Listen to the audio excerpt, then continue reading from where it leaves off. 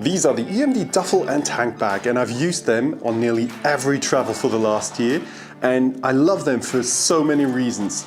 But when I'm traveling with my T7, the space is barely enough to just take all my camera gear with me, and that was annoying me quite a while. I did have my eye on another specific solution, but I couldn't really use that yet. And this is where today's main subject comes into play.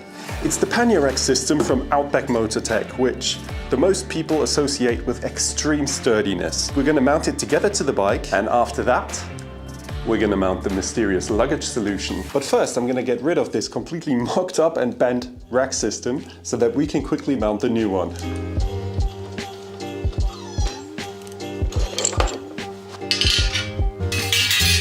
Okay, well, that was really straightforward. The only thing I had to do is to unmount the exhaust pipe because I have the MIF Dakar exhaust on this bike, and you will have to unmount the pillion pegs mount to detach the other pannier rack and attach the new one from Outback Motortech. So if you have the standard exhaust, it's no problem. If you have the high exhaust from MIF, you'll have to unmount that, but that's like 3 screws, not the world.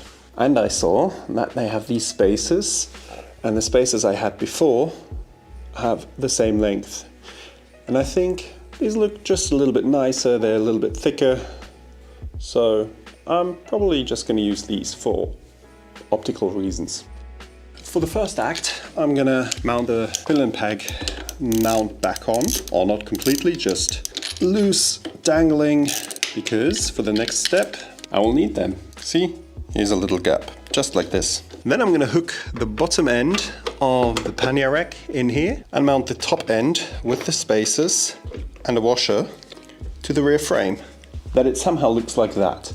Now I'm going to hand tighten the screws because I still want to have some room to wiggle when I'm putting the whole thing together. And after we've hand tightened the upper part, we're going to do the same with the lower part. Don't forget to use the spacer for the other side of the passenger pack mount. Just push it in between to keep it all level. Alright, now we come to the rear end. For the rear end, we have this part here, where you have to be careful which side you mount on which side. The long side is for the exhaust, so that you have enough space to keep your original exhaust, or if you have another exhaust that is on the original mounting spot. I'm going to mount my exhaust here because I have the MIF Dakar, but everybody else who has the standard exhaust or an aftermarket exhaust which is attached to the standard exhaust mount, you can still use it. You just mount it with 2 screws and the washer from this side. A washer and a nut from the other side, and hand tighten it down. Like the rest of it, we just hand tighten it down so that we can use some wiggle room if we need to. And again, the same from the other side. Put it through, the washer, the nut, and hand tighten. Top screw, bottom screw, and we are done. Now we crank it down. And don't forget, when you crank it down, use the proper torque specs.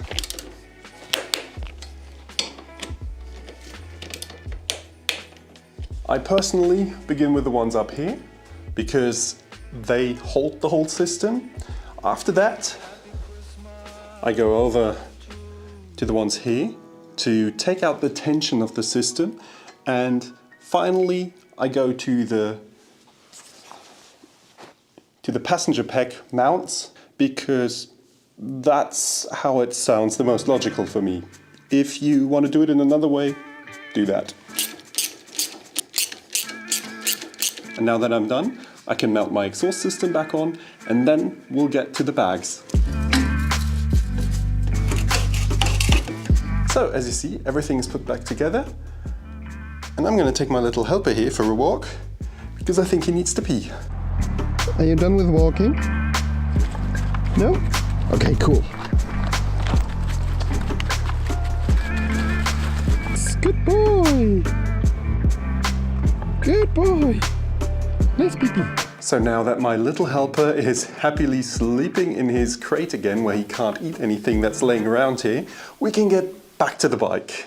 A drum roll please for the new pannier system, and it's the EMD Askia 34 pannier system. And why that's so awesome is something you're gonna see right now. First of all, they are super quick attachable and come with a little lock here so that people can't just steal them. They have these bars which you can use to put a cable lock on there so that nobody can enter your bags easily. So the safety is actually quite high for that. These are soft bags. They are completely waterproof and they have just the right amount of space. They're not too big and not too small.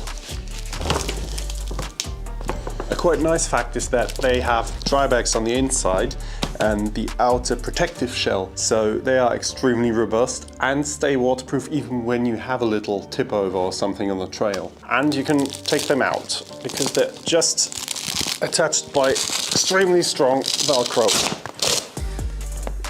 Then you have the Molle system on the front and the back side of the bag where you can put these kind of bags. I think they have somewhere between 3 or 6 liters volume. Yeah, super practical. They're waterproof and you can just put them on there if you need them. If you don't have to. But a really nice addition are these loops, which I'll show you on the other side, are needed to attach bags like these where you can put in water bottles or something. I do have a purpose for that. It's not going to be for water bottles, but something similar. And they get attached by these hooks. So that's super practical for something where you need to get access to very quickly.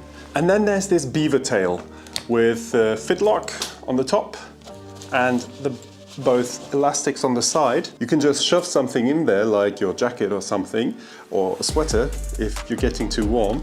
But a really nice thing as well is with these elastics and the hooks, you can just completely unfold the beaver tail. You have a pocket in here.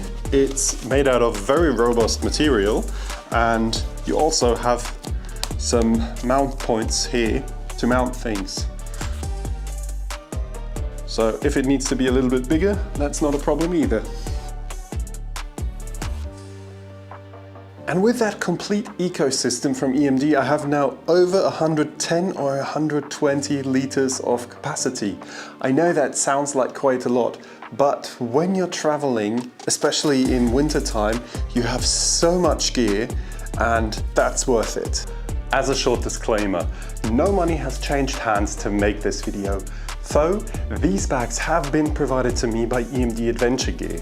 So please take my opinion with a grain of salt. But I have also used a lot of EMD's gear before, and I wouldn't be so convinced if I didn't know that these bags are just top tier quality for adventure riding. And that is why I personally have chosen these bags. So if you want to form your own opinion, feel free to check the link to the website in the description below and have a look what they offer and provide. By the way, you can get the duffel, tank bag and saddlebags as a combo deal on EMD's website when you are ordering from certain countries. I've also put a list to the excluded countries in the description so you can see if you can benefit from that deal or not. I'm now going to fill these bags with all the gear and tools that I need for traveling, beginning with the DIY kit from this video, which you should definitely watch if you never want to be stranded or helpless in the wild or on your own. See you next time.